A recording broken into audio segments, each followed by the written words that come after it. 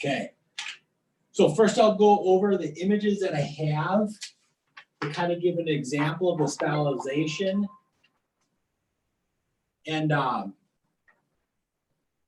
your ledger paper, a lot of times will have this kind of darker brown look to it because it'll be faded, especially if it's older. Then it'll also have writing on it too. That's gives it a very like traditional, older looking representation, even though it's a modern design that you're putting on it, or something that's a piece of art that's done now opposed to a long time ago. So it really gives it a nice look, and it's also very accurate to ledger art of how it would have been made, you know? So you have ledger paper.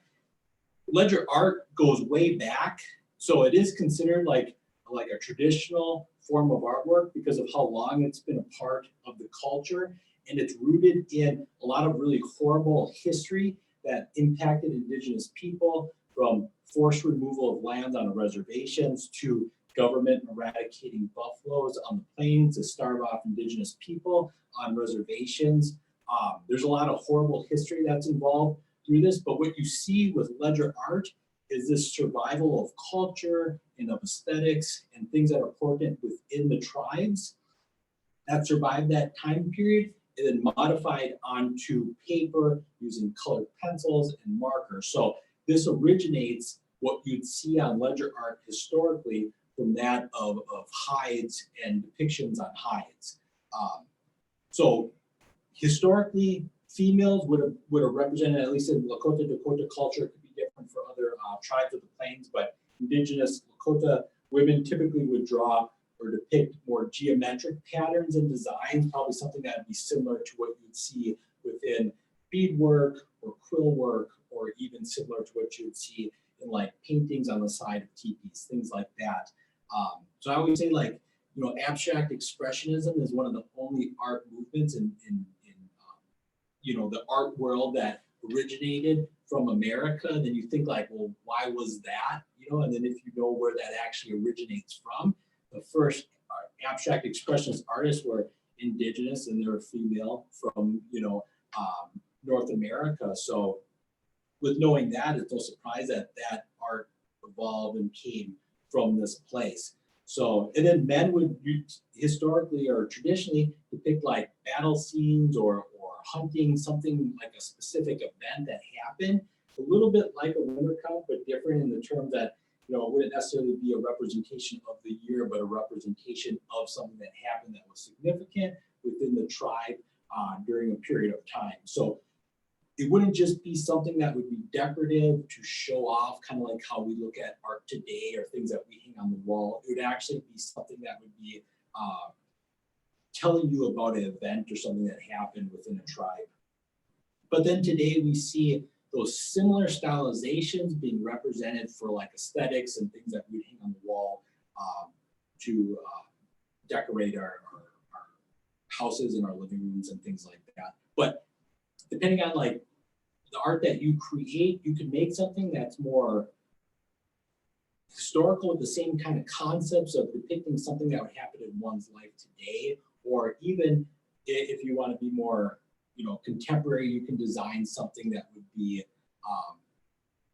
something that you like or enjoy. It just depends on how you see yourself as an artist and what you'd actually create. A lot of times when I make something, I'll think about like who it's going to be for, then I'll make it based on that. So if you look at this right here, this was one that I made for my daughter, and it was looking at regalia that she liked, that she saw online. So I made something that looks similar to that. And then since this is with, you know, new ledger paper, so you don't have that same kind of, I don't know if you would call it patina, but that same kind of like historical look that older ledger paper would have.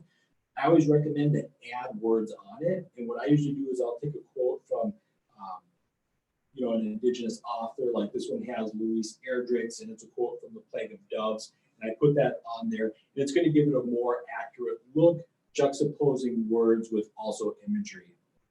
When you first start to make your designs, you know, a lot of times I will juxtapose geometric patterns that will run through the piece of artwork along with an actual like picture, kind of like this. So you have that in the background juxtaposed with your image, and then you have your letters that would be underneath it, your words on there. The design quality that you look at is typically pretty clean, crisp lines, especially with more new ledger art, is really stylized. And it would have been too, I would say it is more, I don't know if simplistic is the word, but more stylized in depicting what it's supposed to depict, opposed to embellishing or a lot of elaborate design on it. So your colorization would usually be like a solid color to represent that color, opposed to a degree of different colors to create any shading. And because of that, it gives it more of a two-dimensional design. Also, the stylization is not going to have, typically you won't see a horizon line or a background. Everything exists within the foreground space. And today, we usually put things like how you typically see a picture being depicted. But if you look at older historical ledger art, it wasn't, depending on the ledger art you're looking at, it might not have been intended to be read the way we read things today, which is heavily influenced by the English language and writing. So a lot of times when we read things, we'll look top to bottom, left to right, like we would look at a book. And artwork is similar to that too, when we look at artwork on the wall and how we read it. But if you were to look at older artwork, depending on what piece it is, and depending on how much you knew about either that event or the culture in general, you might know actually how the piece of artwork was supposed to be viewed. So it might not have been viewed like this. It might have been viewed like this or like this, depending on that event. And there's resources for that too. I can send you an email. It was a professor at United Tribes, last name Goodhouse, who had a really good website talking about these different pieces of artwork, ledger artwork, and how to read them and how they're supposed to be viewed. And he can really go into a lot more depth than I can on that. But I think it's really significant and shows a reflection of like traditional culture, and also how traditional culture then was put on an actual work of artwork to depict a scene in a story. So that kind of covers crash course into the history of that. I have a handout that I can email you to, and anybody else who's watching, to kind of get more information on anything that you thought was interesting that you wanted to look into further. Like I said, I create stencils, so I'll draw images that I can then reuse and create that uniformity, and I can reuse it again and again after I have a good design. And I'll put that underneath my paper on a light table. This, I think, was like 20 bucks. I'd recommend getting a flat light table if you get into making ledger art or drawing in general, or want to create original patterns. Flatter is a lot more easier to work on than a smaller space that's tilted up, at least in my experience. One other thing that's good to have is a good pack of colored pencils. These are Prisma colors. They're going to be bright and vibrant colors. Also a good degree of different colors, different shades, and you can get a really bright, vivid image with these colors. If you look at, this one, that's just the geometric patterns, and you can see the coloration. I mean, it's a lot brighter than your typical colors, the Prismas. And then you get those at Hobby Lobby or even on Amazon. And then these are the markers that most people that make ledger art today will use these ones here, and they have variations of thickness on them. I recommend first, when you transfer your image onto your ledger art paper, to outline everything using your markers first prior to going over it with your colored pencils. If you do it the other way around, your colored pencils will, your markers can get ruined if they ride on top of where your colored pencils is, just because of that pigment kind of goops up the ends and then they won't work. And these are pretty expensive, so once you have them, they'll last a long time, but they're definitely worth making sure that they don't get ruined. Then a good pencil sharpener. This is a Prisma colored pencil sharpener too, just like this pack right here. This will help you prevent breakage because these bright, vibrant colors, the tips are a lot softer. Whenever I do shading, I want to get clean, solid colors on there with colored pencils. I'll usually color one direction, then I'll color the other direction, and that kind of turns it all into one solid color that looks really nice. And also, if you're new to drawing and you haven't drawn much before, definitely use your colors color pencils differently than you would a pencil. You don't want to hold it really tight and make tiny little marks. You want to free up your hand, move it further back, and use your whole arm and wrist, and you can get that clean, crisp lines that are typically associated with ledger art. Other than that, I think that's about it.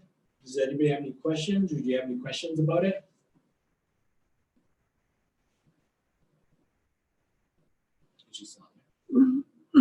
Did we go over ledger art when you were in my class in McLaughlin? I think you were in my class 1 year before transferring to. I never took a class with you. That was Kaylee. Oh, you were in the class, but you were in McLaughlin, right? Yeah, freshman year. That was Kaylee. That was in your class. Oh, okay. I couldn't remember, but I know that you went to McLaughlin. Mm-hmm.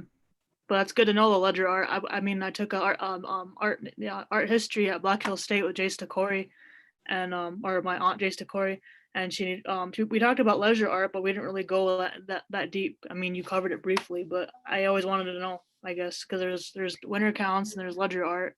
You know, that's a good history to know. Yeah, there's lots of information too online that if you really get into it, there's a lot that you can learn, especially just ledger art from this area too. There's quite a bit, so historically.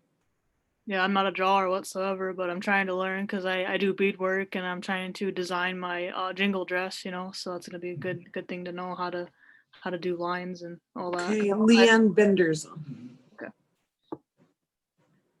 Hi, Leanne. Hello.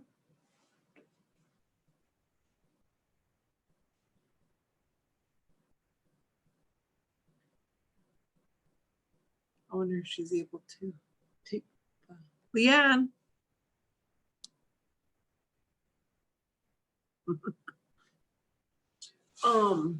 I guess let's see here. What are some questions here?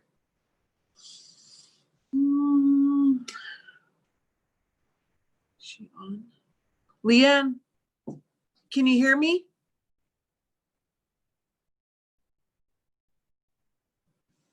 Was she able to see any of the presentation? She just jumped on. I told her it would be recorded, and so all the recordings of all these classes, Bailey, and if you ever miss or whatever in your board, you can go to the Sitting Bull College YouTube, and most of the all the recordings will be there. And there might be some other recordings of other classes. So the other day, I was having issues with, because I had to do some rescheduling. I was really impressed. The college in 1 month, we're like 416 classes of Zoom. That's a lot. I was like, wow. Oh, she's having microphone. Okay.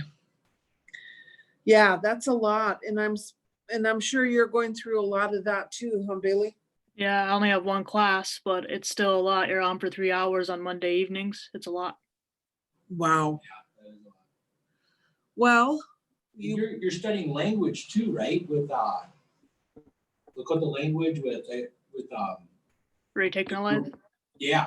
Yeah, I've been sticking out with him since what did we start, like mid-June with TPRS? Yeah, I've taken Lakota language before. I've been pretty much learning it my whole life, but I'm nowhere near fluent. But it's gotten a lot better because I can understand. Awesome. It is awesome. Person, you'd be really talking it, and look out. You'd be able to talk Lakota on All in Law. That'd be flipping cool.